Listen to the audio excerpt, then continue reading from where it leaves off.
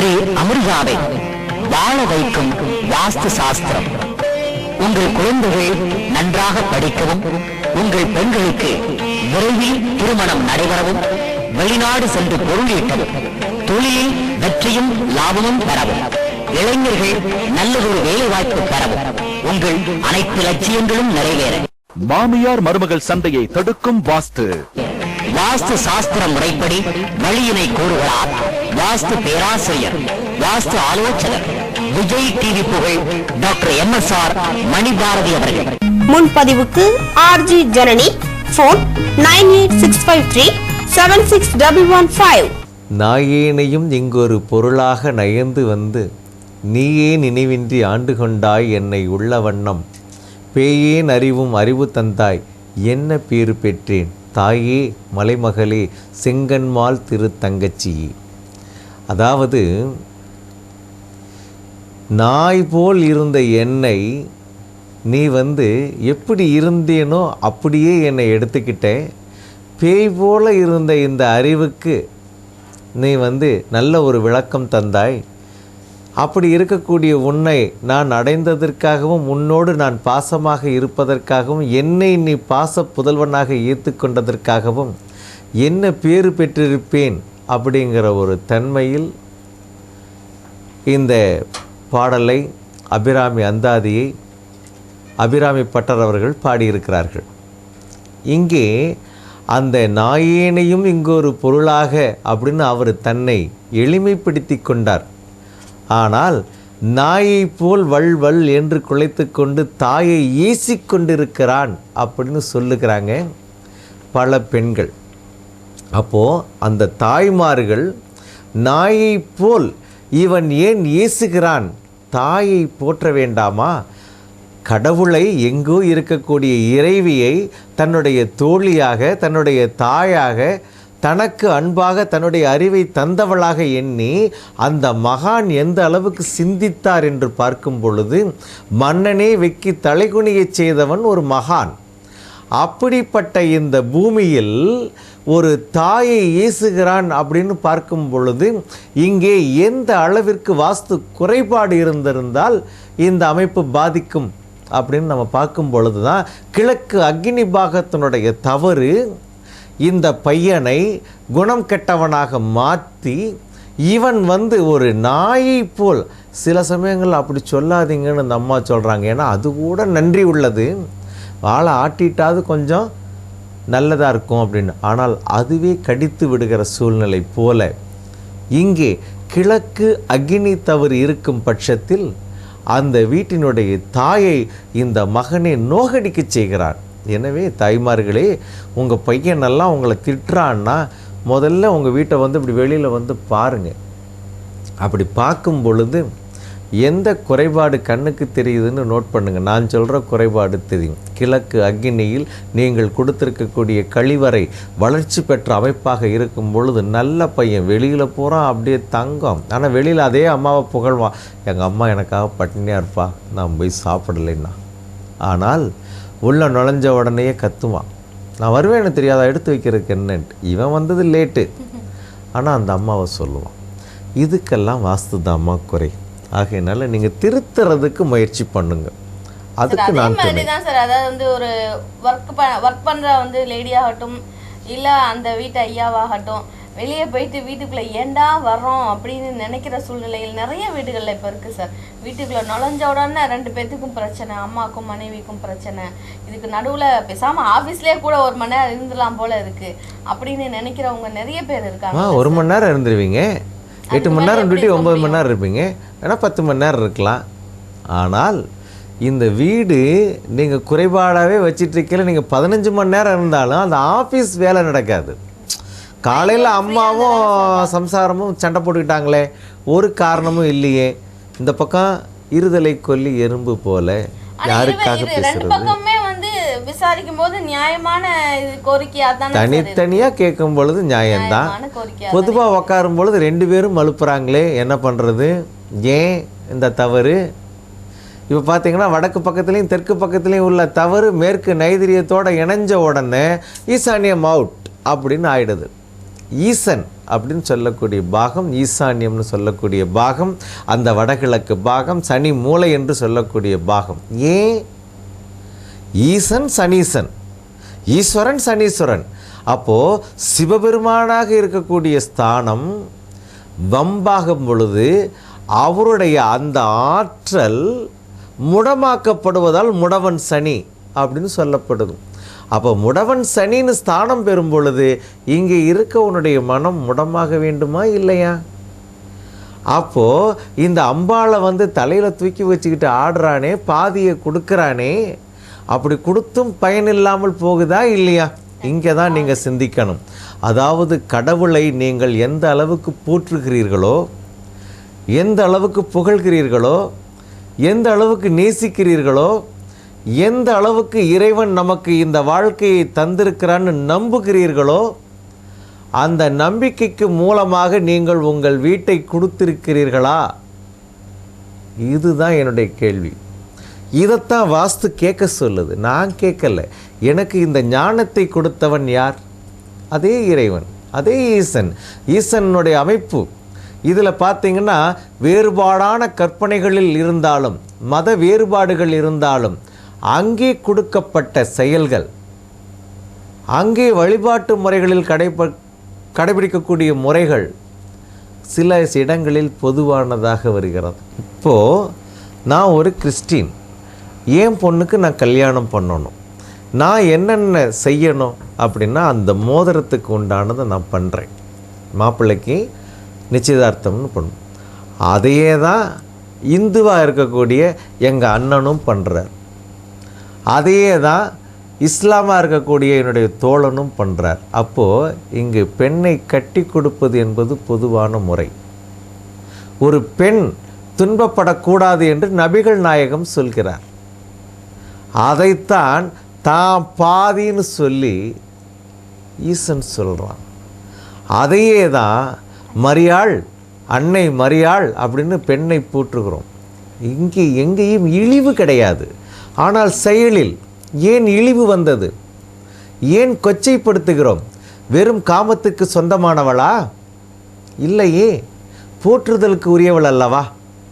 அப்போது அந்த நேரத்தினுடைய தன்மைகள் என்பதெல்லாம் இயற்கையினுடைய தூண்டுதலுக்கு உண்டானது. ஆனால் இந்த வார்த்தைகள், வர்ணனைகள் அனைத்தும், இத்தனை சினிமா பாட்டு கேட்குறீங்களே, இத்தனை கவிதைகள் எழுதுறீங்களே, இதெல்லாம் எதற்காக? இங்கே பேசுவதற்காகத்தான். இப்போது டெலிஃபோனில் பேசுகிறோம், என்ன பேசுகிறோன்னு தெரியாது பேசுவோம். ஏன்னா மனதை பரிமாறிக்கொள்வதற்கு வார்த்தைகள் ஒரு வடிவங்கள். ஆனால் இந்த பிம்பங்கள் பேதலிக்கும் பொழுது என்ன காரணம்? இங்கே தான் உங்கள் வீட்டினுடைய தவறு காரணமாக அமையுது.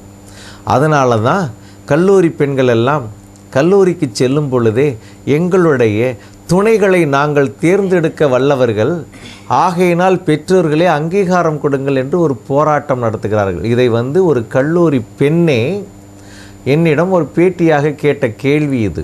இது விஜய் டிவியில் ரிலே ஆகும், பாருங்கள். அந்த பெண் எப்படி கேட்டாள் என்பதை நீங்கள் பார்க்கும் பொழுது தான் ஒவ்வொரு பெற்றோர்களும் முன்பு சொல்லுவாங்களே, வயிற்றில் நான் நெருப்பை கட்டிகிட்ருக்கிறேன்ட்டு, அந்த நெருப்பை நீங்கள் வயிற்றில் கட்ட வேண்டியதில்லை.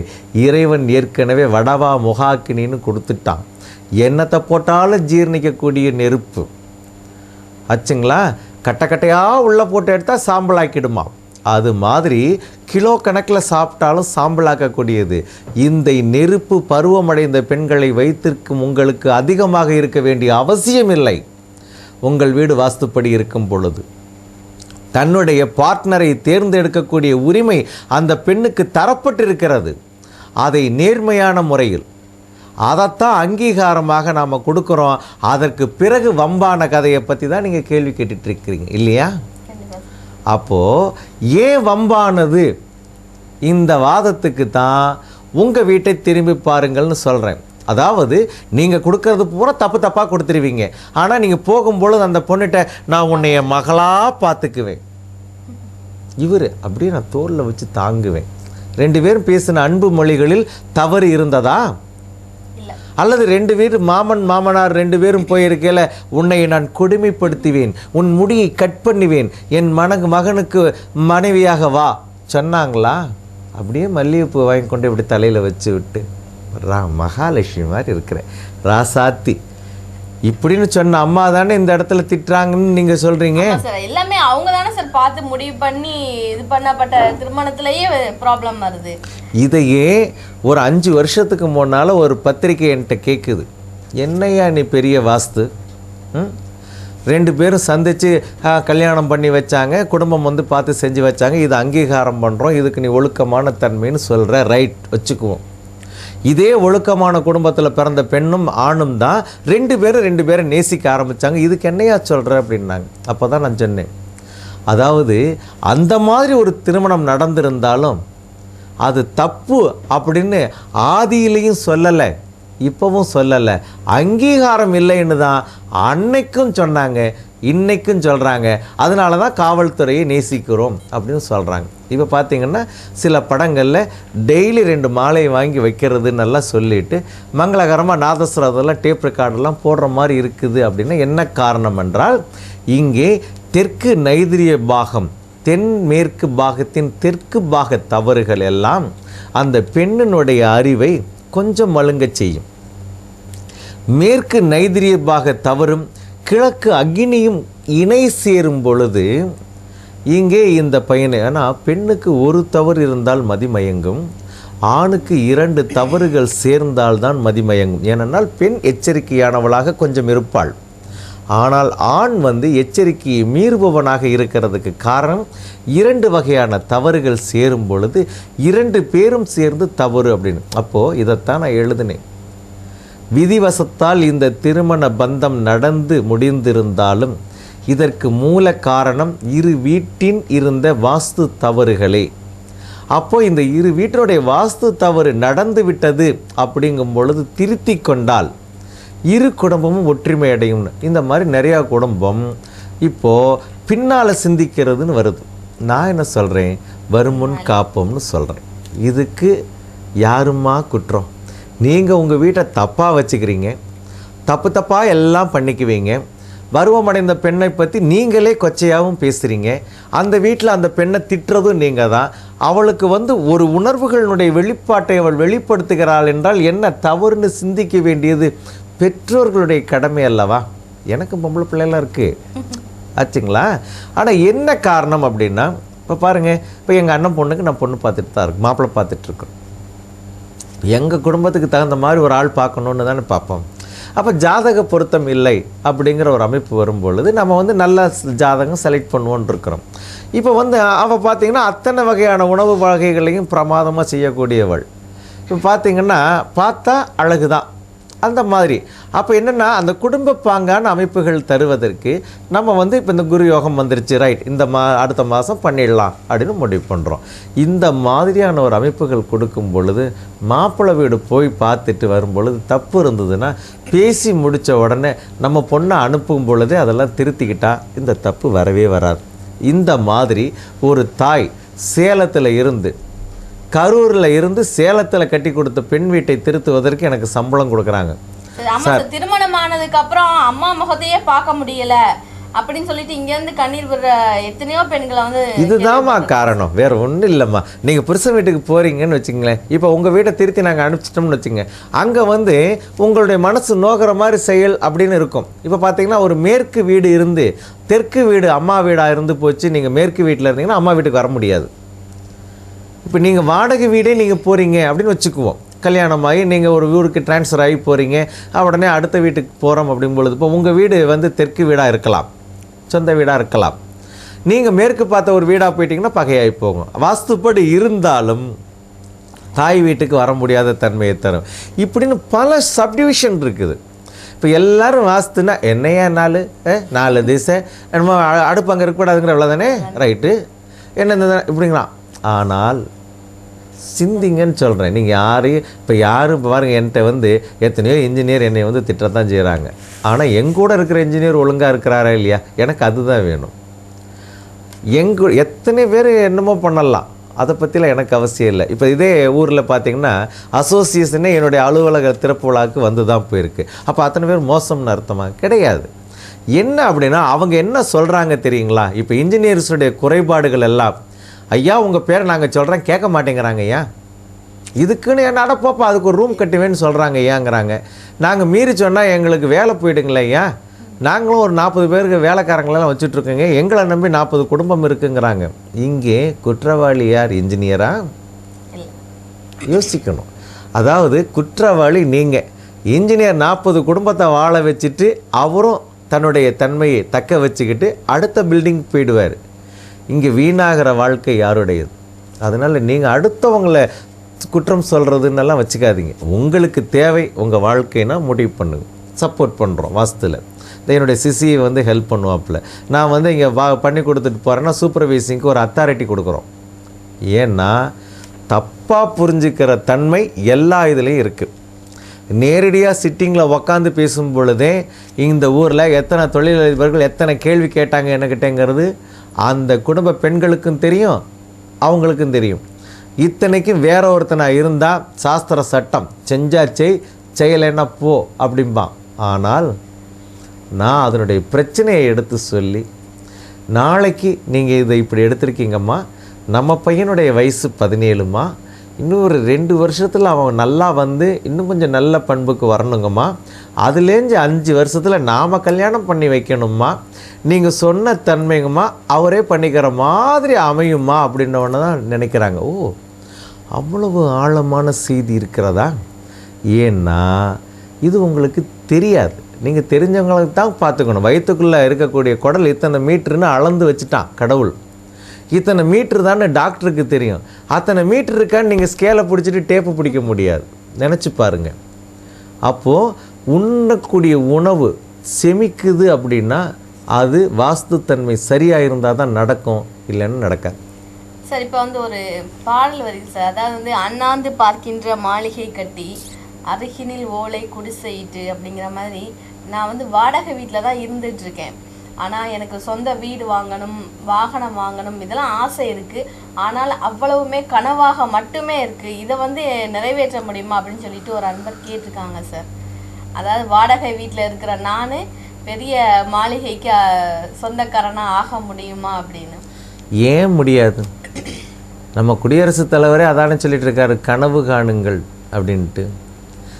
பாரதியாரும் அதைத்தானே சொன்னார், காணி நிலம் வேண்டும் பராசக்தி காணி நிலம் வேண்டும் அப்படின்னு சொல்லிட்டு அதில் நான் நல்ல ஒரு வீடு கட்ட வேண்டும்னு அருள் கேட்குறாரு. இப்போது அப்படியாப்பட்ட ஒரு புதுமை கவிஞன், புரட்சி கவிஞன் கேட்டதே என்ன கேட்குறான்? காணி நிலம் வேணும்னு. அப்போ நீங்கள் கேட்குறதும் கனவு காணுவதும் தப்பல்ல. அவனே கண்டிருக்கிறான். எனக்கு ஒரு இடத்த கொடுத்தாயி, நான் அதில் ஒரு வீட்டை கட்டிட்டு நான் இருக்கணும், அதுக்கு ஆசி கொடு அப்படின்னு கேட்டிருக்கான். நீங்கள் கண்ட கனவு தப்பல்ல, நல்ல கனவு. ஆனால் இந்த வீட்டில் தவறு, வாசல் தவறாக இருந்ததுன்னு வச்சுங்களேன், கனவுக்கு துணையாக இருக்காது. இப்போ வாடகை வீட்டில் இருந்துக்கிட்டு தான் எல்லோரும் இடம் வாங்குறாங்க. ஒரு சில வீடுகள் வந்து ராசியான அமைப்பில் இருந்துக்கும். அந்த வீட்டில் இருந்துக்கிட்டு இடத்த வாங்கி கட்டடம் கட்டி போகும் பொழுது பார்த்திங்கன்னா, இப்போ கூட இதே ஊரில் வேற ஒரு வீட்டில் ஒரு நண்பர் இருக்கும் பொழுது அவர் வந்து ஒரு சில இடங்களை வாங்கி போட்டார். வீடு கட்டணுங்கிற எண்ணம் அல்ல. ஆனால் இன்னொரு வீட்டுக்கு மாறி போன உடனே அவருக்கு ஒரு பெண் குழந்தை பிறக்குது. உடனே என்ன பண்ணுறாரு, ஆஹா வீடு டெவலப் ஆகுதுராவை, இப்போ வந்து நாம் ஒரு வீட்டை கட்டிட்டோம்னா தேவலை, பிள்ளை பெருசாகும் பொழுது கட்டுறதுனா கஷ்டம் அப்படின்னு உணர்றார். அந்த வீடு வாசல் அமைப்பு, ஸ்தான அமைப்பெல்லாம் நல்லா இருந்தது. அந்த சமயத்தில் தான் டிவியில் என்னைய ஒருத்தர் கண்ணா பின்னான்னு கேள்வி கேட்குறார். இவர் யோசிச்சுட்டே இருக்கிறார்.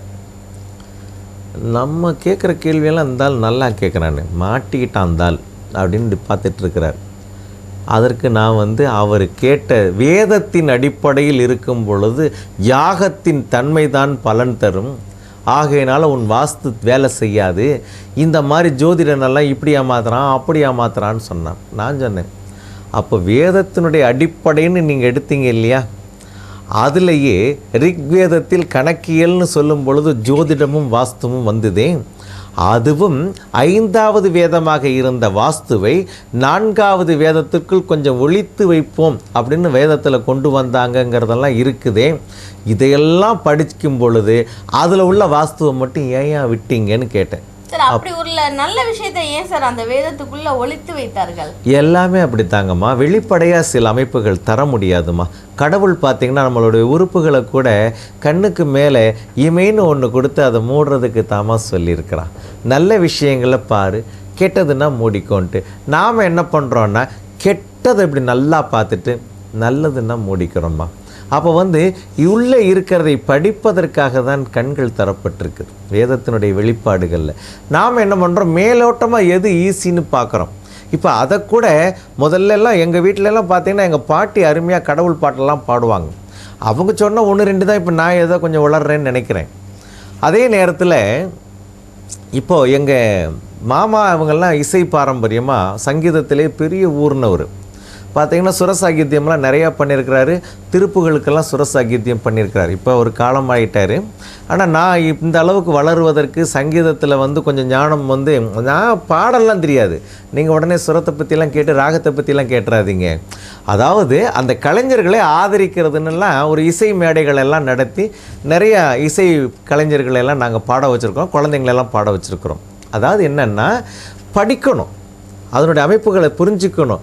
அப்படிங்கும் பொழுது மேலோட்டமாக ராகத்தை பாடுவதுன்னு இன்றைக்கி வர்றதுன்னு இருக்குது, ஆழமாக சங்கீத லயத்தோடு பாடுறதுன்னு இருக்குது. அப்போ சங்கீத லயத்தோடு பாடுறவங்க தான் சங்கீதத்தை கற்றுக்கணும்னு வருவாங்க. இந்த பரதம் அதெல்லாம் அந்த மாதிரி அமைப்பு. அது மாதிரி தான் வாழ்க்கையில் வாஸ்துவும் ஈடுபாடாக நீங்கள் கொண்டு வந்துட்டு பரப்பணும். இப்போ நான் எத்தனையோ கலைஞர்களை பாராட்டுறதுக்கு நான் வசூல் பண்ணி தான் விழா நடத்தினேன். இன்றைக்கி ட்ரஸ்ட் மூலமாக நிறையா பண்ணுறோம்.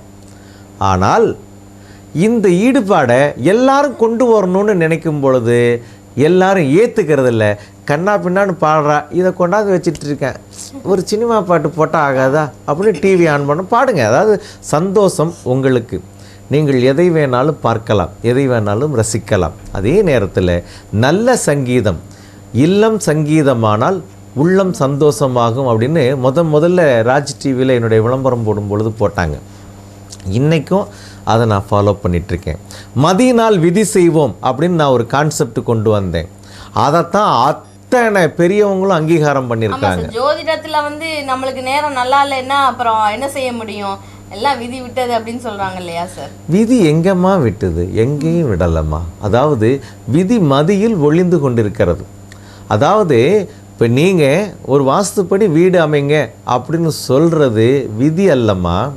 வாஸ்துங்கிறது ஒரு கல்வி. இப்போ விதிப்படி தான் இவன் எனக்கு கிடைச்சான் அப்படின்னா விதிப்படி நீங்கள் மறுத்திருக்கலாம் இல்லைங்களா? நீங்கள் பார்த்து தான் கணவனை தேர்ந்தெடுக்கிறீங்க, அவரும் பார்த்து தான் மனைவியை தேர்ந்தெடுக்கிறாங்க. யாரும் கண்ணை மூடிட்டு தாலி கட்டுறதும் கிடையாது, பார்க்காமலே இருப்பேங்கிறதெல்லாம் கிடையாது. அது ஒரு காலத்தில் மணிபாரதி சொன்னான், நான் எல்லா பெண்களையும் பொண்ணு பார்க்குறதுனால நான் வரமாட்டேன். ஏன் அப்படின்னா அந்த பொண்ணு மனசு கிடக்கூடாது. நீங்கள் ஜாதகம் பார்க்குறீங்க இல்லையா, அதனால் ஜாதகத்தை பாருங்கள், கரெக்டாக இருக்குதுன்னு சொல்லிவிட்டு நீங்கள் போய் பார்த்துட்டு வந்துடுங்க. மாப்பிள்ளைன்னு அந்த பொண்ணுக்கு காமிச்சா அது நான் தான் மாப்பிள்ளையா அந்த பொண்ணுக்கு இருக்கணும்னு சொன்னேன். எங்கள் வீட்டுக்கார மாட்ட கேளுங்க, உண்மை தெரியும். ஆச்சுங்களா? நல்ல பாலிசி சார். அப்போது உண்மையிலே போகலை. இதே இந்த பக்கத்தால் இருக்கக்கூடிய திருநெல்வேலி அதெல்லாம் எத்தனை பேர் எங்கள் சொந்தக்காரங்க பொண்ணுங்க நீ பார்த்துட்டு முடிவு பண்ணுன்னாங்க. ஆனால் நான் என்ன சொன்னேன்னா, எங்கள் வீட்டில் ஜாதகம் எல்லாம் பார்ப்பாங்க. ஏன்னா ஆன்மீக குடும்பம், வாஸ்து குடும்பம், ஜோதிட குடும்பம். ஜாதக பொருத்தம் பார்த்துருங்க. உடனே பொண்ணு பிடிச்சிருக்குதா உங்களுக்கு, அவளுடைய குணம் பிடிச்சிருக்குதா, ரைட். உங்களுக்கு அவள் கண்ணுக்கு நிறைவாக இருந்தான்னா கண்டிப்பாக எனக்கு அவள் நிறைவானவளாக இருப்பா அப்படின்னு சொன்னோம். இன்றைக்கி அதே மாதிரி நடந்த ஒரு ஆள் உண்டுன்னா எத்தனையோ பேர் இருக்கலாம், அதில் நானும் ஒருத்தன். இது பெருமையாக சொல்லிக்கிறதுக்கு என் வீட்டுக்காரிட்ட கேட்டிங்கன்னா சொல்லுவாங்க. ஏன் அப்படின்னா அந்த மாதிரியான ஒரு மனோநிலையை அந்த வாஸ்து கட்டுப்பாட்டில் இருந்தனால அடைஞ்சோம். உடனே வேறு எங்கே எல்லா பக்கமும் பொண்ணெல்லாம் பார்த்தாங்க, கடைசி எங்கள் அக்கா பொண்ணு தான் ஷூட் ஆணுச்சு அப்படின்னாங்க. அந்த இது கூட எங்கள் அப்பா அவன் எங்கே போனாலும் பொண்ணு பார்க்க வரமாட்டேங்கிறான், அதனால் அக்கா வீட்டுக்கு பொண்ணு பார்க்க போகிறோம்னு கூட்டிகிட்டு போகக்கூடாது அப்படின்னு சொல்லிட்டு அங்கே ஒரு கோவிலுக்கு போகணும்னு கூட்டிகிட்டு போயிட்டு அக்கா வீடு இங்கே இருக்குடா பார்த்துட்டு வரலாம் அப்படின்னு போனார். அப்புறம் தான் எனக்கு உண்மையே தெரிஞ்சுது. அதே பொண்ணு தான் முடிவு பண்ணிட்டோம். ஆகையினால வாஸ்துப்படி நீங்கள் கொடுக்கும் பொழுது வாழ்க்கையை தேர்ந்தெடுக்கிறதுக்கு கூட எல்லாரும் லட்சியவாதிகள் தான். இங்கே யாரும் மோசமான ஆண் கிடையாது, மோசமான பெண் பூமியில் கிடையாது. நீங்கள் கனவு காணுங்கள், உங்களுடைய கட்டடத்தை நல்லபடியாக அமைக்கணும்னு. வாடகை வீடாக இருந்தாலும் உங்களுக்கு நல்ல அமைப்பு கிடைக்கும். நான் என் மனைவி அவங்க வாடகை வீட்டில் இருக்கும்போது தான் தேர்வு எடுத்துகிட்டு வந்தேன். அதுக்காக தான் இந்த கதை, வெறும் என்னுடைய கதையெல்லாம் உங்களுக்கு சொல்லணுங்கிறதுக்காக இல்லை. ஆனால் வாழ்க்கையில் நல்லது எதுவோ யார் சொன்னாலும் எடுத்துக்கலாம். இப்போ மணிபாரதி சொல்கிறான், எடுத்துக்கங்க, கண்டிப்பாக உங்களுக்கு நல்ல வீடு என்னால் அமைச்சு தர முடியும். அந்த வாடகை வீட்டை நான் கொஞ்சம் டியூன் பண்ணினால். ஸ்ரீ அமிர்தாவை வாழ வைக்கும் வாஸ்து சாஸ்திரம். உங்கள் குழந்தைகள் நன்றாக படிக்கவும், உங்கள் பெண்களுக்கு விரைவில் திருமணம் நடைபெறவும், வெளிநாடு சென்று பொருள் ஈட்டவும், தொழிலில் வெற்றியும் லாபமும் பெறவும், இளைஞர்கள் நல்லதொரு வேலை வாய்ப்பு பெறவும், உங்கள் அனைத்து லட்சியங்களும் நிறைவேற மாமியார் மருமகள் சண்டையை தடுக்கும் வாஸ்து.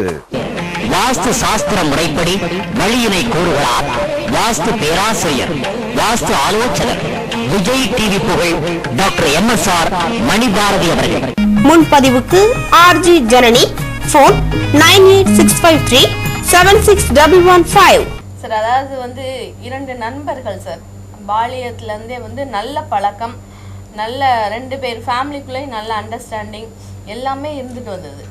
ஆனால் ஒரு சின்ன விஷயத்தில் பணம் இது பண்ணும்போது ஒரு மனஸ்தாபம் ஏற்பட்டு, விரிசல் ஏற்பட்டு, கோர்ட்டு கேஸு அப்படிங்கிற பிரச்சனை அளவுக்கு நண்பர்களுக்குள்ளே ஆயிட்டு. இந்த ஏமாற்றுவா இல்லை மோசடிங்கிறதுனாலயா? ஏன்னா இது ஆரம்பத்துலேருந்தே ஃப்ரெண்ட்ஷிப்பாக இருக்காங்க, இது திடீர்னு வந்த பிரச்சனை தானே. இது ஏன் சார் வந்தது? அதாவது பணம் பந்தியிலே குணம் குப்பையிலே அப்படிங்கிற மாதிரி நீங்கள் கேட்குறீங்க. அதாவது என்னென்னா, பண்பானவர்கள் தான் நண்பர்களாக இருக்கிறோம். இப்போது நம்ம இப்போ நீங்களும் நானும் இப்போ ஒரு பார்ட்னராக இருக்கிறோம் அப்படின்னு ஒரு உதாரணத்துக்கு வச்சுக்குவோம். இப்போ நம்ம 2 வீடும் வாஸ்துப்படி இருக்கிறதுனால பிரச்சனை இல்லை. இப்போ என்ன பண்ணுறோன்னா, நம்ம பார்ட்னராக இருக்கிற அத்தனை பேரும் சொந்த வீட்டுக்காரங்கன்னு இருக்க முடியறதில்ல. இப்போ பார்த்திங்கன்னா மகாராஜா குடும்பம் ஒன்று நான் போய் வாஸ்து பார்த்தேன். ஆனால் அவங்க அந்த மகாராணிக்கு வாஸ்து தெரியும். ஆனால் அந்த அம்மாவுக்கு 80 வயசு. 50 வருஷத்தில் தான் இப்போ நம்ம அடிமையாக இருக்கிறோம், அதாவது சுதந்திரமாக இருக்கோம். அடிமையாக இருந்ததுலேருந்து சுதந்திரமாக இருக்கிறோம் அப்படின்னு நம்ம கொண்டு வந்தோம். அதற்கு முன்னால் மன்னனா, அதாவது அந்த அம்மாவுக்கு 17 வயசில் திருமணம் ஆகிருக்குது. இளவரசி. அந்த இளவரசியாக இருந்து அங்கே போகும்பொழுதே அந்த அம்மாவுக்கு என்னென்னா அந்த வாஸ்துத்தன்மைகளெல்லாம் சொல்லிக் கொடுக்கப்பட்டது. அன்றைக்கெல்லாம் அந்த மனையடி அது பெண்களுக்கு என்ன வேலைன்னா நல்ல விஷயங்கள் பேசுவாங்க. அந்த புறத்தினுடைய சமாச்சாரங்கள்ங்கிறது கொஞ்சம், இந்த புறத்தின் சமாச்சாரங்கள் தான் அதிகம் அப்படின்னு இருந்த காலகட்டங்கள். எல்லாரும் சாஸ்திர சம்பிரதாயங்களை ஊன்றி பெரியவங்கள்ட்ட சாஸ்திரத்தை தான் கேட்டது, அப்படிங்கிற சாஸ்திரிய சங்கீதத்தை கேட்டது, புலவர்களுடைய தெளிவுரையை கேட்டது, இப்படின்னு இருந்த காலங்கள். அப்போ நல்ல விஷயங்களாக கேட்டது, நல்ல பண்புகள் அப்படிங்கிற அமைப்பு. அப்புறம் அரண்மனையினுடைய மாறுதல்கள், இந்தியாவினுடைய சுதந்திரத்தன்மைகள், பட்டேலனுடைய அணுகுமுறை, இப்படி நல்லா நம்ம இந்தியாவுடைய ஒருமைப்பாட்டுக்கு வரோம். அந்த மன்னர் குடும்பம் இன்றைக்கு தொழில் முறையில் கூட்டணி வைக்கும் பொழுது நீங்கள் சொன்ன பிரச்சனை அங்கே வருது. என்ன அப்படின்னா, ஒரு வீடு வாடகைக்கு பார்த்து அந்த மன்னர் குடும்பம் இப்போ இருக்குது. மன்னருடைய பேரன் இருக்கிறாங்க, இப்போது அந்த தாய் இருக்கிறாங்க, அவங்களுடைய வகைகள்லாம் இருக்குது. என்ன பண்ணுறாரு, இவர் போய் ஒரு வீட்டை பார்த்துட்டு எல்லாம் பண்ணிவிட்டு ரெடின்னு சொல்லி அட்வான்ஸ் எல்லாம் பண்ணிவிட்டு, நம்ம இருந்த வாழ்க்கை என்ன மன்னர் பாரம்பரியம் அப்படின்னு ஒரு அர்த்தத்தோட இந்த வீடு பரவாயில்ல அப்படின்னு முடிவு பண்ணிட்டு வந்துட்டார். அவரும் ஒரு துணைவியாரும் போய் இந்த அம்மாவை கூட்டிகிட்டு வந்தோடனே இந்த அம்மா மனசு பொக்குன்னு ஆகிடுது. மகாராணி பார்க்குறாங்க, சரி என்ன பண்ணுறது அப்படின்ட்டு. இதை சொன்னால் மகன் மனசு கோணிடுமே அப்படின்னு அந்த அம்மா, நம்ம ஏதாச்சும் சொன்னால் பிள்ளை இந்த காலத்தில் அந்த காலம் நம்ம ராஜாக்கள் நம்மளுடைய பரம்பரை என்ன, கையை தட்டினா வந்தவங்க எத்தனை பேர், ஊரே இருந்து சோறு தின்னுட்டு போகும், அப்படிலாம் கொடுத்த தன்மை. இன்றைக்கி அருணாச்சலம் படத்தில் பார்த்த மாதிரி அப்படின்ட்டு. அப்போது இந்த மாதிரியான ஒரு தொழில் கூட்டு இப்போ நீங்கள் கேட்டதுக்கான ஒரு சம்பவம் என்ன ஆகுதுன்னா, இவர் பார்த்த வீடு தப்பு. ஆனால் அதே தன்மைக்கு இவருடைய நண்பர் வீடோ வேறு வகையான ஒரு தப்பு. என்னென்னா, அங்கே பெண் பாகம் ஆடம்பரத்தன்மையில் வீணாகணும் அந்த பெண் அப்படின்னு ஒரு அமைப்பாகி அந்த வீடு. இவர் வீணாக போகணும் அப்படின்னு இவர் வீட்டினுடைய அமைப்புன்னு கொடுத்துட்டார். இங்கே தலைவன் வீணாகணும், அங்கே தலைவியால் தலைவன் வந்து ஆடம்பரத்தன்மைக்கு போகணும் அப்படிங்கிற 2 வீட்டினுடைய தவறு என்கிட்ட வருது பிரச்சனை. அப்போ நான் சொன்னேன், அந்த அம்மா வந்து கொஞ்சம் ஆடம்பரத்தன்மை, இந்த உங்கள் நண்பர் கெட்டதுக்கு காரணம் அவருடைய மனைவி அப்படின்னு. ஆமாம் சார், ஆமாம் அப்படின்னார். ஏன்னா ஜோதிடம் தெரியுமா சார் யாருக்கு? உங்களுக்கு? இல்லை, கட்டடத்தை பார்த்து தான் அந்த கோட்டை போட்டு காமிச்சார், இன்ன பிரச்சனைங்க அப்படின்னு சொன்னோம். இப்போது உங்கள் வீட்டை நான் திருத்துறேன், அப்புறம் நண்பரை பற்றி சிந்திக்கலாம் அப்படின்னு போனோம். அப்போ தான் அந்த அம்மா சொல்கிறாங்க, இந்த மாதிரி நீங்கள் சொன்னதெல்லாம் வாஸ்தவம் தானுங்க ஐயான்ட்டு. ஏன்னா அன்னைக்கு அந்த அமைப்பு தெரிஞ்சவங்கள்ட்ட யாரும் கேட்கலை. இப்போ மணிபாரதிக்கு தெரியுது, கேட்டிங்கன்னா நண்பர்கள்ட்ட பிரச்சனை வராமல் பண்ணி தந்துடும். இப்போ பார்ட்னராக இருக்கிறீங்க, நஷ்டம் வந்துக்கிட்டு இருக்குதுன்னா உடனே வாங்க. நான் என் நண்பர்களுடைய வீட்டை பார்த்து நண்பர்களாகவே தர்றேன். பகை அப்படிங்கிறது பணத்தில் வரக்கூடாது. நீங்கள் இந்த வருமானம் பண்ணிங்களா, இவ்வளோ வந்துதா, டார்ச்சர் வந்துதா, குடும்பத்துக்கு இவ்வளோ எடுத்தோமா, மிச்சம் இருக்குதா, அடுத்த டெவலப்மெண்ட்டுக்கு கொண்டு போனோமா, இன்னொரு எஸ்டாப்ளிஷ்மெண்ட் பண்ணோமா, அப்படி பண்ணும்பொழுது அதை இன்னொரு நண்பர் எடுத்துக்கிறாரு, இதை இன்னொரு நண்பர் எடுத்துக்கிறாருன்னு கொண்டு வந்தோமா, அல்லது அத்தனையும் கூட்டாகவே கொண்டு வரோம்னு வச்சுக்குவோம், இன்னொரு புதியதுன்னு இப்படி கொண்டு போகிற மாதிரி நான் பண்ணித்தர முடியும். ஏன்னா இந்த தவறுகள் இருந்ததுனால அவர் என்ன பண்ணார், தன்னுடைய மனைவிக்கு கொஞ்சம் ஆடம்பரமாக பண்ணணுன்னே இந்த அக்கௌண்ட்டில் இருந்து ஒரு 5 லட்சம் 3 லட்சம்னு தனித்தன்மையாக உருக ஆரம்பித்து நஷ்டமாகி போச்சு. திருப்பி வைக்கலாங்கும் பொழுது அதுங்களே இவர் கண்டுபிடிக்க வேண்டிய தன்மை. ஏன்னா இப்போ நான் உள்ளே நுழைஞ்சிட்டேன், என்னடா நட்டம், நண்பன்கிட்ட கேட்க முடியலையேனே கணக்கு பார்க்குறாரு, வத்து வர மாட்டேங்குது, நண்பன்கிட்ட கேட்க முடியல, மனசு புழுங்குறாரு. இந்த மாதிரி நீங்கள் தப்பான வீடு, வாடகை வீட்டில் இருந்துட்டு நீங்கள் தொழில் பண்ணாலும் சரி, சொந்த வீட்டில் இருந்துட்டு தொழில் பண்ணாலும் சரி, நண்பர்களை பகைகமனாக்கிடும். அதனால் நண்பர்களாகவே இருக்கணுங்கிறது என்னுடைய ஆசை. வாங்க, நல்லபடியாக வீட்டை திருத்தி தர்றேன்.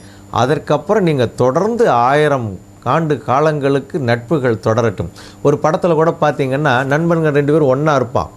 கடைசியாக பொண்ணுக்குன்னு எல்லாம் பார்த்து இதான் பொண்ணு இதான்னு எல்லாம் முடிவு பண்ணும்பொழுது தொழிலில் விரிசல்னு ஆகி கடைசியாக இவன் இந்த வீட்டை விற்று போட்டு இவன் போவான். அவன் போய் பார்த்துட்டிங்கன்னா மறுபடி ஒன்று சேர்ந்த குடும்பம். அப்போது இந்த விற்றுட்டு போகிற அளவுக்கு அந்த வீடு சுமையாயிடுது. அதுக்கப்புறம் ஒன்று சேர்ந்து வரும்பொழுது பல திருத்தம். இப்போ கூட சில படங்களில் பார்த்தீங்கன்னா நீ பெட்ரூமை கூட இந்த ரூமில் இனிமேல் வச்சுக்கலாம், பேயும் கிடையாது ஒன்றும் கிடையாது அப்படின்னு சொல்லிட்டு போவோம் சொல்கிறாங்கல்ல சார். இது பேய் பிடிச்ச வீடு, இங்கே முன்னாடி இருந்து ஒரு சூசைட் பண்ணிட்டாங்க, அந்த மாதிரி ஒரு சில கதைகள் கேட்டது உண்டு. இது கதைகளாக மட்டும் இல்லாமல் உண்மை சம்பவமாகவே நிறைய வீட்டில் பார்த்துக்கோங்க சார். அதாவது இருட்டு அடைஞ்ச வீடு மாதிரி இருக்கும், இல்லை பால் அடைஞ்ச வீடு மாதிரி இருக்கும். அது வந்து ஏன் சார் ஒரு சில வீடுகள் அப்படி ஆயிடுது? இப்போ பைபிளில் கூட பார்த்தீங்கன்னா ஒரு கதையில் வந்து சாத்தானுடைய குழந்தையாக ஒரு பெண்ணுடைய வயிற்றில் ஒரு குழந்தை வளரும் அப்படின்னு சொல்லிட்டு அதற்கான தன்மைகள்லாம் கொடுக்கப்பட்டு கடவுளால் அனுப்பப்பட்ட தூதுவன் கூட கொல்லப்பட்டு பிறகு அந்த குழந்தை கொல்லப்படுவதாகவும் அந்த உலகம் செழிப்படைவதாகவும் தான் கதைகள் இருக்கும். அதனால் கெட்ட ஆதிக்கங்கள் எப்பவுமே இருக்காது. அந்த இருக்காமல் இருக்கிற மாதிரி வர்றதுக்கு என்ன காரணம்னா இதெல்லாம் காத்து குணம்னு சொல்லுவாங்க. ஆமாம், காத்து கருப்பு. நல்ல டைட்டில்ஸ் எல்லாம் நீங்கள் டிவியில் பார்த்து தெரிஞ்சு வச்சுருக்கிறீங்க. அப்போது இந்த அதாவது ஒரு பேயினுடைய குழந்தை இந்த கருவில் எப்படி திணிப்பட்டது அப்படின்னு பார்க்கறது தான் உங்களுடைய அந்த கண்ணோட்டம். விஞ்ஞானப்படியே பார்த்திங்கன்னா வாயு பாகத்தினுடைய அடைப்புகள் இருக்க வேண்டிய குழந்தைகள் பிறக்கக்கூடிய தன்மைகள் பார்த்திங்கன்னா இந்த பெண்ணுக்கு வந்து ஒரு இருண்ட குணமாகி கருவுற்று இருக்கும் பொழுது பார்த்திங்கன்னா இவ மனசு பேதலிப்புகள் அதிகமாகிடும். அதனால் பார்த்திங்கன்னா அந்த குழந்தை கூட பயந்த சூழ்நிலையிலே இருக்கும். பார்த்திங்கன்னா அந்த வீட்டுக்குள்ளே எல்லாருக்குமே பயந்த அமைப்பு இருக்கும். அதனால் இது பேய் வீடுன்னு ஆகிறதுக்கு காரணமே வாஸ்துல வாயு பாகத்தினுடைய தவறுகள் இருக்கும் பொழுது அந்த மாதிரி ஒரு இருட்டை ஏற்படுத்திடும். அதுக்கு ஈசானிய தவறு கை கோர்த்துருச்சுன்னு வச்சுக்கோங்களேன், உண்மையிலே பேய் வீடுன்னு முத்திரை குத்திடுவாங்க. ஆனால் சில இடங்களில் பேய் வீடுன்னு சொல்லிட்டு வேறு சமாச்சாரங்கள் அப்படிங்கிற தன்மைகளுக்கு வருவதற்கும் அதுதான் காரணம். ஆகையினால அங்கே என்னடா நடந்துட்டுருக்குன்னு பார்த்தீங்கன்னா இது பேய் வீடுன்னு முத்திரை குத்திட்டு வில்லன் வந்து வில்லத்தனம் பண்ணிட்டு இருப்பானெல்லாம் சினிமாவில் பார்க்குறீங்க பார்த்தீங்களா. இதுக்கு பூரா வந்து அந்த வாயு பாகத்தினுடைய தவறும் ஈசானிய தவறும் தான். ஒரு சிலர் வந்து அதாவது வந்து நாங்கள் நல்லா வந்துட்டு இருந்தோம், வீடு கட்டி நிறைய கடைகள் பிஸ்னஸ் எல்லாமே பண்ணி நல்லா செழிப்பாக வந்துட்டு இருந்தோம்.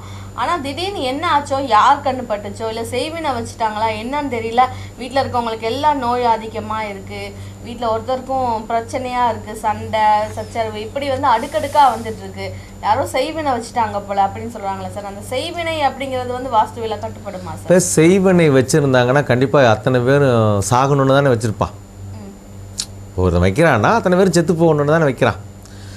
ஏன் இங்கே அந்த மாதிரி ஆகாமல் நொந்து போகிற மாதிரி வருது அப்படின்னு நீங்கள் பார்த்தீங்கன்னா வச்சுருந்த செய்வனை வேகமாக வேலை செஞ்சுருக்கணும்னு அதான்.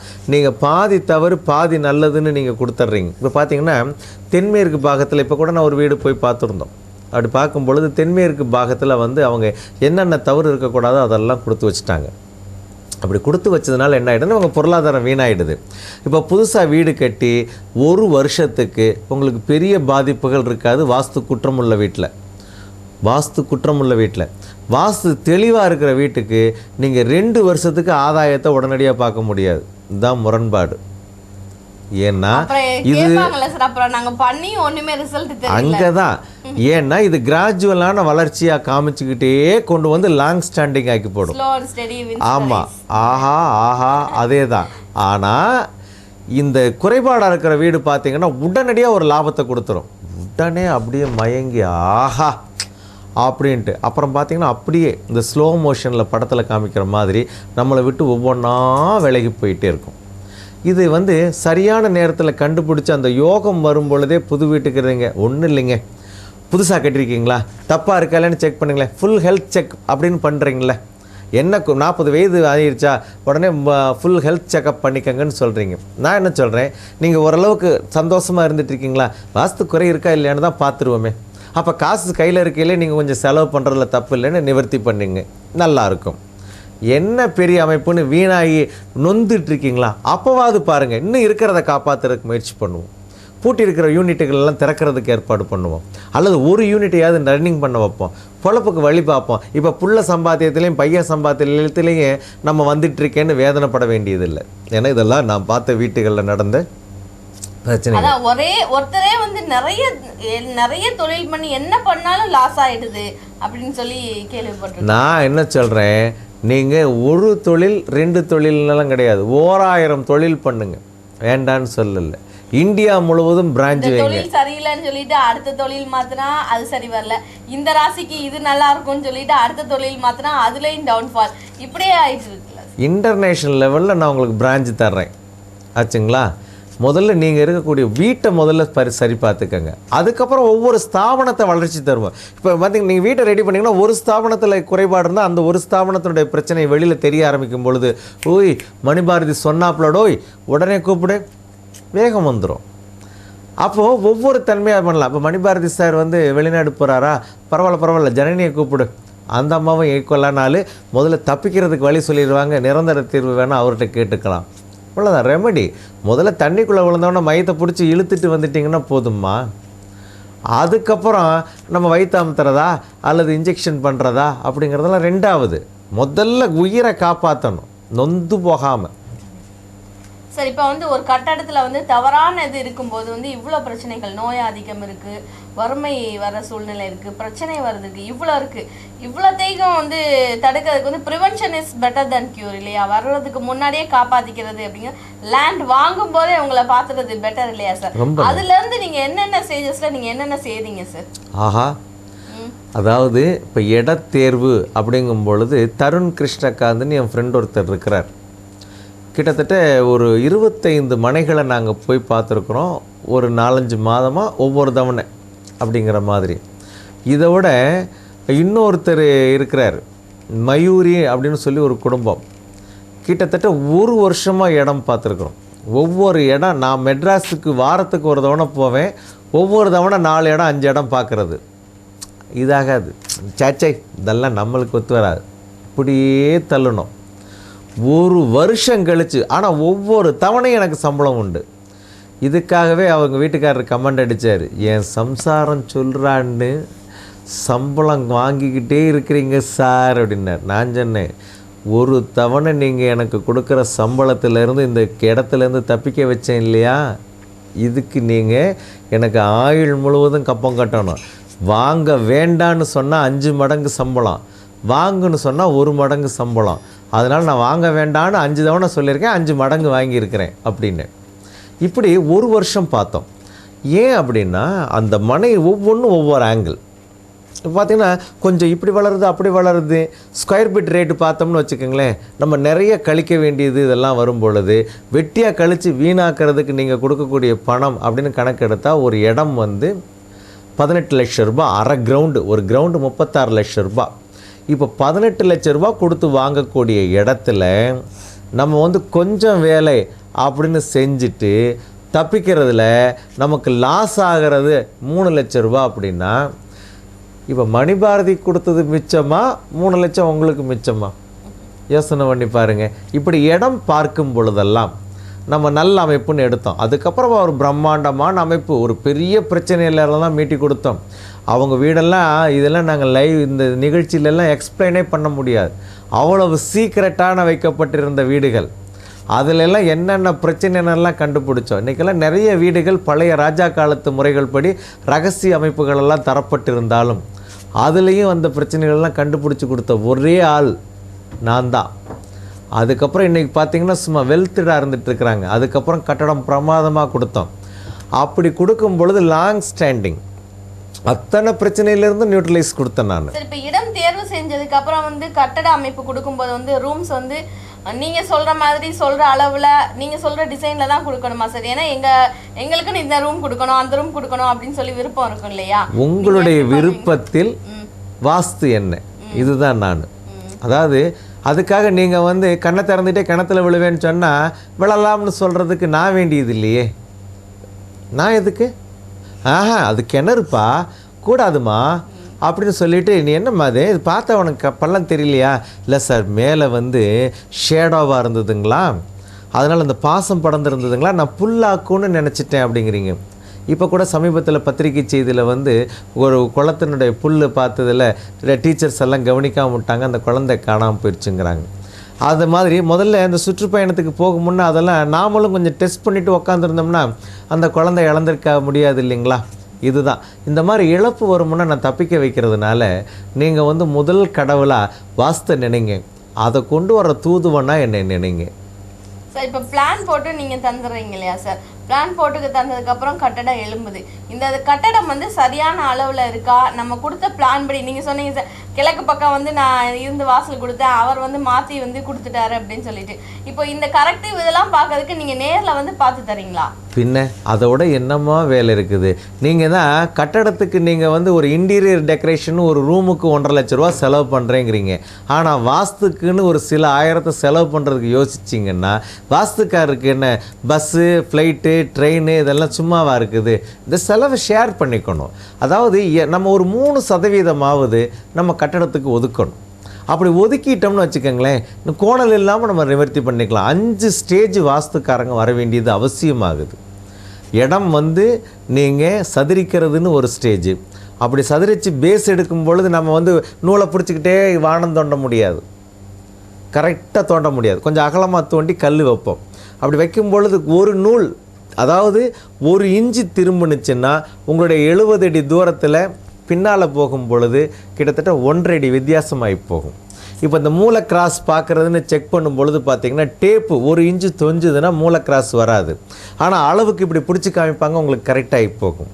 இதெல்லாம் இன்ஜினியர்ஸ் வந்து என்ன பண்ணுறாங்க அப்படின்னா அதை நேரடியாக கண்காணிக்கிறதுன்னு கொஞ்சம் பேர் தான், சொற்பந்தான், 2% தான் அவங்களுக்கு அந்த அளவில் இருக்கிறாங்க. நான் ஒரு ஆள் தான் காசை கொஞ்சம் அதிகமாக கேட்டாலும் மற்றபடி உங்கள் காசை வீணாக்காமல் பண்ணித்தர்ற ஆள். மற்றவங்க எல்லாம் ஒரு காம்ப்ரமைஸ். என்கிட்ட வந்து பாருங்கள், நிறைய பேர் கொடுத்த சர்டிஃபிகேட்டோடு இருக்கக்கூடிய அமைப்புகளெல்லாம் என்கிட்ட இருக்குது. நான் கொடுத்த சர்டிஃபிகேட்டுகளெல்லாம் என்னுடைய ஆளுகள்கிட்ட இருக்கும். நான் கொடுத்த ரிப்போர்ட்டில் தவறுன்னு ஒரு வாஸ்துக்காரங்க கூட சொல்ல முடியாது. ஏன் அப்படின்னா அந்த அளவுக்கு அனலைஸ் பண்ணி நான் கொடுக்குறேன். ஆனால் நிறைய வாஸ்துக்காரங்கள்ட்ட போனவங்க தான் என்கிட்ட வந்துட்டுருக்குறாங்க. இப்போ நான் பார்த்த வீட்டுக்கு இன்னொரு வாஸ்துக்காரங்க வந்தவங்க நல்லா இல்லை அப்படின்னு சொன்னதாகவே இல்லை. ஏன் அப்படின்னா அந்த அளவுக்கு நான் ஸ்ட்ரெயின் பண்ணுறேன். என்னுடைய அறிவை உங்களுக்காக, உங்களுடைய வளர்ச்சிக்காக நான் தர்றேன். அப்படிங்கும் பொழுது நீங்கள் பயன்படுத்திக்கணும். அப்போ நாங்கள் ஒவ்வொரு ஸ்டேஜும் வந்து பார்க்குற அளவுக்கு நீங்கள் எங்களை கூப்பிடணும். இப்போ நீங்கள் பிளான் போட்டு கொடுத்துட்டோம், நான் தினம் உங்கள் வீடு ஆயிட்டுருக்கதான்னு பார்த்துட்ருக்கிறதுக்கு முடியுமா? ஆனால் தினம் இதில் நீங்கள் என்கிட்ட பேசலாம் இல்லையா? சார் வேலை நடந்துகிட்ருக்கு சொல்லலாம் இல்லையா? நான் 1000 பேரோட பேசிகிட்டு இருக்கணும். நீங்கள் வாஸ்துக்காரன்னு என் ஒருத்தட்ட தான் பேசணும். நான் 1000 கிளைண்ட்டுகளோட பேசிகிட்டு இருப்பேன். அப்போ நீங்கள் கூப்பிட்டா நான் பேச மாட்டேன்னு சொன்னால் தான் பேசணும். என்னுடைய கிளைண்ட்டுகள்கிட்ட தான் நீங்கள் என்னை கேட்கணும். எனக்கு நீங்கள் வந்து கிளைண்ட்டாக வராமல் என்கிட்ட பேசுனா பேச முடியாது. அதுக்கு தான் ஜனனின்னு ஒரு முன்பதிவு நம்பர் கொடுத்துருக்குறோம், ரத்னான்னு ஒரு முன்பதிவு நம்பர் கொடுத்துருக்குறோம், லதான்னு ஒரு முன்பதிவு நம்பர் கொடுத்துருக்குறோம், ஹெட் ஆஃபீஸ் நம்பர் முன்பதிவு ஒன்று கொடுத்துருக்குறோம். ஏன்னா கிளைண்ட்டுகள்கிட்ட பேசுகிறதுக்கே எனக்கு நேரம் பற்ற மாட்டேங்குது. அப்படி இருக்கையில் புதியவர்கள்ட்ட பேசுகிறதுக்கு என்னால் முடியாது. இது ஒரு குற்றச்சாட்டாக இருக்குங்கிறது எனக்கும் தெரியும். அதனால தான் ஒரு 5 நிமிஷமாவது வந்து என்னை நேரடியாக பாருங்கள், பேசுவோம், அதுக்கப்புறம் முடிவு பண்ணுவோம். இல்லை என்னை பற்றி விசாரிக்கணும்னா என்னுடைய கிளை அலுவலகங்கள் அல்லது என்னுடைய கேம்ப் ஆஃபீஸு இதுக்கெல்லாம் வாங்க. அங்கே என்னுடைய ஸ்டூடெண்ட்டுக்கெல்லாம் இருக்கிறாங்க. நீங்கள் முதல்ல வாஸ்து வாழ வைக்குமானெல்லாம் பேசுங்க அப்படின்னு உங்களுக்கு சொல்லித்தரதுக்கு காரணமே அதுதான். ஏன் அப்படின்னா நான் பெரிய ஆள் அல்ல, ஆனால் இந்த பிரபஞ்சம் பெரியது. உங்களை பெரியவராக அது ஆக்குகிறது. பெரியவராக முத்திரை குத்தி உங்களுக்கு தந்துருச்சு. எடுத்துக்கல நீங்கள். அதை எடுத்துக்கிறதுக்கு இருக்கிற தடையை கண்டுபிடிச்சி கொடுக்கறது மட்டும்தான் என் வேலை. சரி, இப்போ வந்து வாஸ்துப்படி நம்ம கட்டி வீட்டில் இருக்கும்போது சப்போஸ் வந்து இந்த சனிப்பெயர்ச்சி இந்த மாதிரி வந்து கடுமையான அமைப்புகள் வரும்போது இந்த வீடு நம்மளை காப்பாற்றுமா? கடுமையான புயல் மழை பெஞ்சிட்டு இருக்குது. மரத்தடியில் போய் நின்னா இடி தாக்குங்கிறது தெரிஞ்சிருச்சுன்னா மழை பெய்ய ஆரம்பிக்கும் பொழுதே நாம் வந்து புறப்படுறதை நிறுத்திடுவோமா? ஒன்று. அப்படியே புறப்பட்டு பாதி தூரத்தில் போயிட்டுருக்கையில் பெரிய மழை வருதுன்னு தெரிஞ்சால் நியரஸ்ட் ஊர் எதுன்னு நிறுத்திடுவோமா? இந்த எச்சரிக்கையை உங்களுக்கு வாஸ்துப்படி உள்ள வீடு கண்டிப்பாக தரும். ஆனால் இது என்னத்தை பண்ணிடும் அப்படின்னு போகிற வண்டிகள் தான் பிறழுது. 13 பேர் பலி, மலைச்சரிவில் வாகனம் மோதியது, விபத்துக்குள்ளானது அப்படின்ட்டு. இது நிலைச்சரிவு ஏற்படும்னு தெரிஞ்சும் போனதுன்னு பார்த்தீங்க அப்படின்னா, எப்படி நல்லோர் ஒருவர் உளரேல் அவர் பொருட்டு எல்லோருக்கும் பெய்யும் மழை அப்படின்னு சொல்லுவது போல டிரைவருடைய செயல்பாடு மோசமாகிறதுக்கு இங்கே இருக்கக்கூடிய அத்தனை பேருடையதும் சேர்ந்து நம்ம வீடு தப்புங்கும் பொழுது அவனுடைய அறிவு போயிடலாம் சார், இதுக்கு முன்னால் போயிடலாம் சார் அப்படின்னு வருவாங்க. நானும் ஒரு தவணை சபரிமலைக்கு போயிருந்தோம். போயிட்டு வரும் பொழுது பார்த்திங்கன்னா லேசான மழை தான், பெருசாக ஒன்றும் இல்லை. ஆனால் மழை பெஞ்சிகிட்டே இருந்தது. நாங்கள் வரும் பொழுது இல்லை. அப்படி வரும் பொழுது திடீர்னு பக்கத்தில் ஒரு 2 பேர் இருக்கிற மாதிரி இருந்து இப்படி கை காமிச்ச மாதிரி இருந்தது. நாங்கள் அப்படி திரும்பி இப்படி பார்க்கும் பொழுது எங்களை அறியாமலே எங்கள் டிரைவர் வண்டியை அப்படி ஸ்லோ பண்ணிவிட்டு எல்லாருமே பார்க்குறோம், 6 பேரும் பார்க்குறோம். பார்த்துட்டு அப்படி வண்டி ஸ்லோ பண்ணிவிட்டு அப்படி ஸ்லோவாக வருது. கரெக்டாக 50வது அடியில் ஒரு பெரிய ரப்பர் மரம் கீழே விழுகுது. அப்படி எங்கள் டிரைவர் இந்த அப்படியே பிரேக் அடிக்கிறாரு. 20 அடி டிஸ்டன்ஸில் எங்கள் வண்டி நிற்குது. பெரிய மரம் ரோட்டில் சாயுது. இப்போ பார்த்திங்கன்னா அந்த வான்காந்த ஆற்றல் யாரோ 2 பேர் கையை அசைச்ச மாதிரி காமிச்சு எங்களை அப்படியே நிறுத்துதுங்க. இது எங்கள் வாழ்க்கையில் நடந்த மிகப்பெரிய அதிசயம் ஆச்சுங்களா, பெரிய விஷயம் அதெல்லாம். அதனால் நீங்கள் இந்த வாஸ்துவில் நீங்கள் வந்துட்டிங்கன்னா வாசல் தத்துவம் தெரிஞ்சுக்கலாம். இங்கே கோள்கள் அதாவது இடத்துல அப்படி ஸ்டாண்டிங்கில் நிற்கும் பொழுது பிரபஞ்ச சுற்றினுடைய தன்மை வந்து உங்களை பாதிப்படைய வைக்காது. சார், இந்த வாஸ்து கட்டுப்பாடு அப்படிங்கிறது வந்து நம்மளுக்கு வந்து எவ்வளவு நாளைக்கு பலன் தரும் சார்? அதுக்கு வந்து இந்த வீட்டில் நீங்கள் கொடுத்த கட்டுப்பாட்டிலிருந்து எந்த மாற்றங்களும் இல்லாத அமைப்பில் சுற்றிலும் நீங்கள் வளர்க்கக்கூடிய செடி கொடிகள் முதல் காம்பவுண்ட் அமைப்பில் காக்காய் கொண்டு வந்து கொட்டக்கூடிய எச்சம் வரை கண்காணிப்பாக நீங்கள் இருக்கணும்னு நாங்கள் சொல்லி கொடுத்துட்றோம். இதை தப்பாமல் உங்கள் பிள்ளைகளுக்கும் சொல்லிக் கொடுக்கணும். இவப்பா அதெல்லாம் நம்ம பண்ணியிருக்கோம், அதனால் நம்ம ரொம்ப நல்லா இருந்துகிட்ருக்கோம்ப்பா, இது ஒரு பெரிய பொக்கிஷம்னு சும்மா கதை சொல்லும் பொழுது அன்னைக்கு காந்திக்கு கதை சொன்னாங்க அவங்க தாய், சுதந்திரம் வாங்கி கொடுத்தார். சிவாஜிக்கு கதை சொன்னா அவங்க தாய், அதனால் மாவீரனாக இருந்தான்னு வெறும் கதையை சொல்லிட்டு புகழ்ந்துட்டு அதே சிவாஜிக்கு இன்னொரு கதை சொல்லியிருந்தா அவசர புத்திக்காரன் அப்படின்ட்டு. அப்போ ஒரு பாட்டி எச்சரிக்கை கொடுக்குறா, இவன் போகிறான் குதிரையில் போய் ஒளிஞ்சிட்டு சோத்துக்காக, மன்னன் சோத்துக்காக போயிருக்கிறான். அப்போ ஒரு பாட்டி சொல்லி கொடுக்குறா, என்னடா அவசரக்கார பயலாக இருக்கிற எங்கள் முட்டாவன் மன்னன் நாட்டன்ட்டு. இவன் மன்னன், வாலில் கை போகுது, இருந்தாலும் சே சோறு போட்டவ அப்படின்னு. என்னம்மா உங்கள் மன்னன் எப்படிம்மான்னு கேட்குறான்.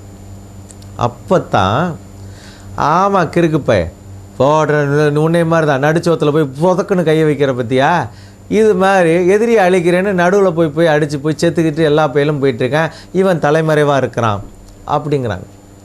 அப்போ தான் இவனுக்கு வருது. இது மாதிரி சின்ன சின்ன விஷயங்களை, இந்த வாஸ்து விஷயங்களை உங்கள் குழந்தைக்கு நீங்கள் சொல்லி கொடுத்துட்டீங்கன்னு வச்சுக்கோங்களேன், டக்குன்னு போய் நடுவில் போய் மாட்டிக்காது. எந்த இடத்துலேருந்து எப்படி போனால் எப்படி வந்தால் ஜெயிக்கலாம் அப்படிங்கிறது அந்த குழந்தைங்களுக்கு தெரியும். இப்போ இந்த கதையை கூட நம்ம சொல்லித்தர மாட்டேங்கிறோம். வீரம் எங்கே வருது? நம்ம தான் கம்ப்யூட்டரில் கேம் அடித்து விட்டுட்டு இந்த எலியும் பூனையும் விளையாடுறதே தானே நம்ம டாப் அண்ட் செரி அப்படின்னு சொல்லிட்டு எலியும் பூனையும் விளையாடுறத நம்ம ஒரு வேடிக்கையாக காமிச்சிட்டு எலி ஏமாத்துது பூனைங்கிறத ஆச்சரியமாக கொடுத்துட்டு போகிறோம். அதாவது எலி பூனையை ஏமாத்துற அளவுக்கு வரும் பொழுது பூனை பலகீனமாகி போச்சுங்கிறது தானே உண்மை. இந்த இடத்துல நான் பூனையாகவே இருக்கணும், எலியாகவே இருக்கணும் அப்படிங்கிறதான் என்னுடைய வாதம். அதே நேரத்தில் எலி போல இந்த மனிதன் இருந்துடக்கூடாது அப்படிங்கிறது. அதாவது சிங்கத்துக்கு வலை வீசி பிடித்த மாவீரனுடைய வீரம் எங்கே போனது? கொசுவுக்கு வலை போட்டு கொண்டு உள்ளே பூர்த்தி கொண்டானே அப்படின்னு ஒரு கவிஞன் எழுதுகிறான். அப்போது இந்த வீரம் வெளிப்பாடாக வேண்டும் அப்படின்னா இந்த வீடு வாஸ்துப்படி இருக்கணும். அப்படி இருந்தால் அத்தனை பேரும் ஜெயிக்கலாம். ஆகையினால தான் ஒவ்வொரு வீரத்தன்மைகளை எல்லாம் கதையாக சொல்லுவது போல, ஆன்மீக கதைகளை சொல்வதைப் போல, இறைவனுடைய சோஸ்திரங்களை நம்பர் போட்டு சொல்வதைப் போல, பைபிளில் இருந்தாலும் சரி, உங்களுக்கு பகவத்கீதையில் இருந்தாலும் சரி, அல்லது உங்களுடைய ஒவ்வொரு அமைப்புகள்லையும் குரானாக இருக்கட்டும், சீக்கிய மதகுருவனுடைய அமைப்புகளாக இருக்கட்டும், பௌத்தமாக இருக்கட்டும், சைனம் எதுவாக இருந்தாலும் சரி, அங்கே பெண்ணை கொச்சைப்படுத்து, பெண்ணை கேவலப்படுத்து, ஆணை அடி, அவனை துவம்சம் பண்ணு சொல்லலை. உன்னை காப்பாற்றி கொள்வதற்கு ஒரு ஆயுதம் வைத்துக்கொள். காந்தி கூட சொன்னார், பெண்களே நிகங்களை வளர்த்து கொள்ளுங்கள். அதுக்காக போகிறவங்களெல்லாம் புராண்டினீங்கன்னா அவங்கள பைத்தியம்னு சொல்லுவானா இல்லையா? யோசித்து பார்க்கணும். இங்கே நான் பெண்ணை பைத்தியமாக சொல்லவில்லை, பாதுகாத்துக்கிறதுக்கு வச்சுக்கலாம். இன்றைக்கி பார்த்தீங்கன்னா பியூட்டி பார்லரில் அழகாகவும் வச்சுக்கலாம், அதுக்கு மேட்சா புடவையும் கட்டிக்கலாம். உங்களை அழகுபடுத்திக் கொள்வதற்கும் உங்களை சந்தோஷப்படுத்திக் கொள்வதற்கும் நீங்கள் வைக்கலாமே தவிர சமுதாயத்தை இழிவுபடுத்துவதற்கும் கொச்சைப்படுத்துவதற்கும் யார் காரணமாக ஆகிறாங்கன்னா அவங்க வீடு தப்பாக இருக்கிறதுனால அவங்க விமர்சனிக்கப்படுகிறார்கள். இவங்க விமர்சனிக்கப்பட வேண்டும் என்பதற்காகவே அந்த வார்த்தை அவனுக்கு எச்சரிக்கை செய்யப்படுகிறது. எனவே உங்கள் வீட்டை நாம் சரிபார்ப்போம். முதல்ல ஊருக்கு 10 பேரை திருத்திக்கிட்டான், நம்மளை திருத்துறதுக்கு பார்ப்போம், அடுத்தவனை திருத்துறதெல்லாம் அப்புறம்.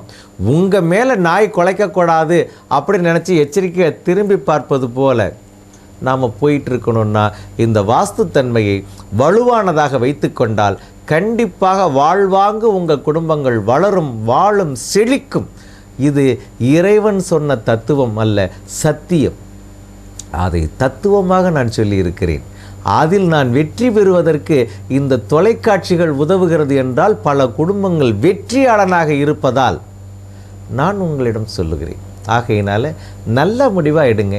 இன்றே செய்வோம், அதை நன்றே செய்வோம். அப்படி நம்ம எடுத்துக்கணும். அதாவது நம்ம குழந்தைங்க புத்திசாலிங்க, நம்ம குழந்தைங்க அறிவோடு இருக்கிறாங்க. அறிவு ஆண்டவன் தந்தது, அதை பேணக்கூடிய தன்மை நம்மளுடையது. ஒரு பென்சிலில் உள்ள கார்பன் எங்கோ சிதந்தி கிடந்த ஒரு அணு, அதை உருட்டி கொண்டு கருப்பாக அப்படியே வச்சிருந்தா எழுத முடியாது, ஒடிஞ்சு போகும்னு மர சட்டத்தில் பாதுகாத்து அதை அப்படியே எழுதினாலும் எழுத முடியாது, ஒரு ஷார்ப்னர் வச்சு ஷார்ப் பண்ணிவிட்டு முனையை கொஞ்சம் நல்லா வச்சுக்கிட்டா பாயிண்டாக போட்டுக்கலாம், கொஞ்சம் கரெக்ட் பண்ணிட்டான் ஷேடோ கொடுக்கறதுக்காகும் என்பதை அறிவை நாம் எப்படி ஒன்றை ஒன்று பாதுகாத்து கொண்டு வருகிறோமோ அதை போல நம்ம வீட்டில் ஒவ்வொரு பாகத்தையும் பாதுகாப்பாக கொண்டு சென்றால் கண்டிப்பாக நாம் செழிப்போம் என்று சொல்லி விடைபெறுகிறேன். நன்றி, வணக்கம். ஸ்ரீ அமிர்தாவை வாழ வைக்கும் வாஸ்து சாஸ்திரம். உங்கள் குழந்தைகள் நன்றாக படிக்கவும், உங்கள் பெண்களுக்கு விரைவில் திருமணம் நடைபெறவும், வெளிநாடு சென்று பொருள் ஈட்டவும், தொழிலில் வெற்றியும் லாபமும் பெறவும், இளைஞர்கள் நல்லதொரு வேலை வாய்ப்பு பெறவும், உங்கள் அனைத்து லட்சியங்களும் நிறைவேற மாமியார் மருமகள் சண்டையை தடுக்கும் வாஸ்து. வாஸ்து சாஸ்திர முறைப்படி வழியினை கூறுகிறார் வாஸ்து பேராசிரியர், வாஸ்து ஆலோசகர், விஜய் டிவி புகழ் டாக்டர் MSR மணிபாரதி அவர்கள். முன்பதிவுக்கு RG ஜனனி. போன் 9865376115.